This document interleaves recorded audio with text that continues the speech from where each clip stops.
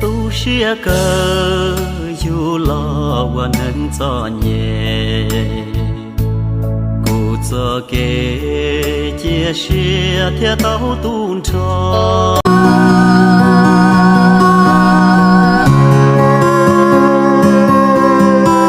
cụ thiên lý lỡ xa thọ có lô cụ cụ thiên lý cho cháu bé hở đủ lòng cụ còn nếu bao hoa cho cha tôi ya có chỉ cho lòng xia yo mua đua lưỡi tiền yo chỉ khó yo lo hoa tin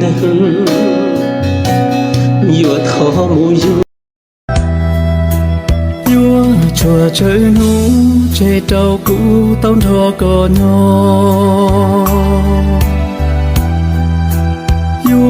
chùa chơi mõ chơi trâu có bữa cũ yo mua đua lưỡi tiền yo chỉ khó yo lo hoa tin yo khó mua cha rong li tụng nói những một trọng tu sai ở luôn đi rong li cho những tu kinh trở đi những nói những khó sợ sự thì đại家trọng tu người ta cái luôn sẽ hở này cho một chánh ta một đi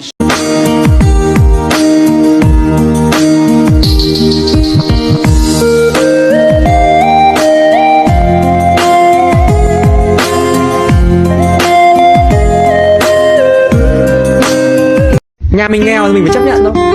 Ông nào thích thì thích chơi mà không thích chơi thôi. Nếu bạn tốt với tôi, hiểu tôi thì tôi cảm ơn, còn không hiểu thôi sao cũng được.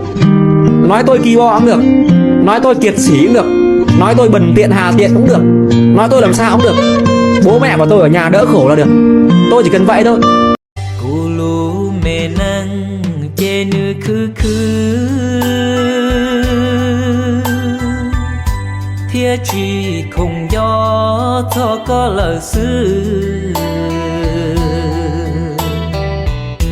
nhỏ liền đó nó là nó cô lúc sẽ tới chỉ cho mò lại dân cầu li cô tới qua tàu ít sẽ chỉ cho lại cô tới chỉ chuyên cho con là hết giờ nó lại to giờ em món tiền bỏ đi tới lò giờ cô mà muốn thông mà muốn chơi chua lạc khứ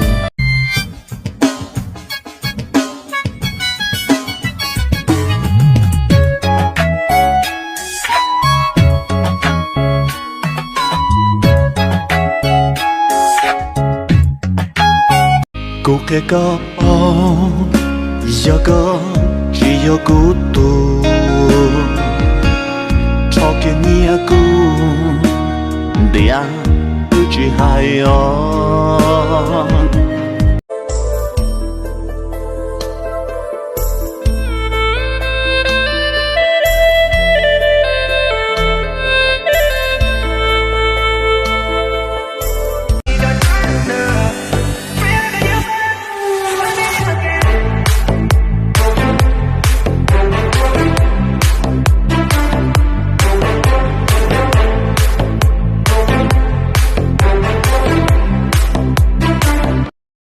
giờ này là đa lúc bé xứ lò, ở trả về túi trong xe lò, về túi trong xe tôi chỉ báo tiền, dù ở ly trà lỡ,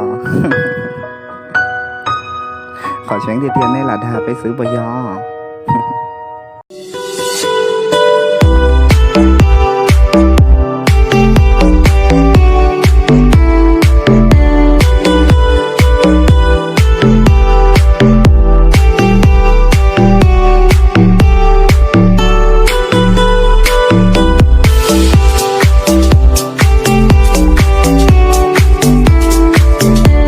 Một chỗ ưu tránh tức mà mới ilu lô câu tụi con đánh gì tề ilu lô câu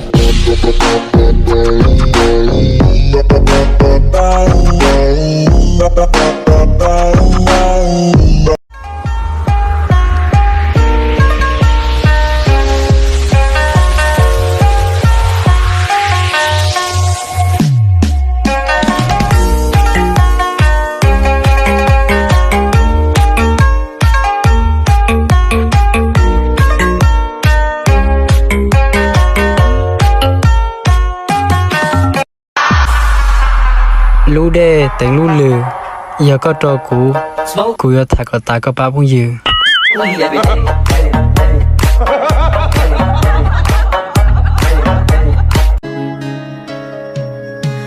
tao có để tu tu ta cũng say sưa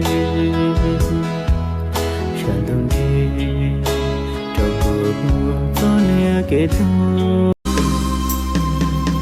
có tia có chùa chùa cũ cha cũ chỉ mù cọp lo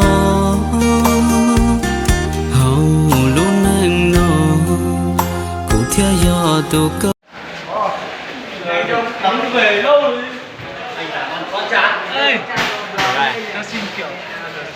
Khởi nó hạ rồi. trên tay trên này đang quay đấy. Quay à? Chú. Đấy.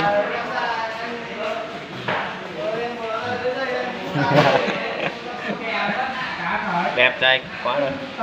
Con này hơi đen đấy. Hứa không? Phải con này hứa quá.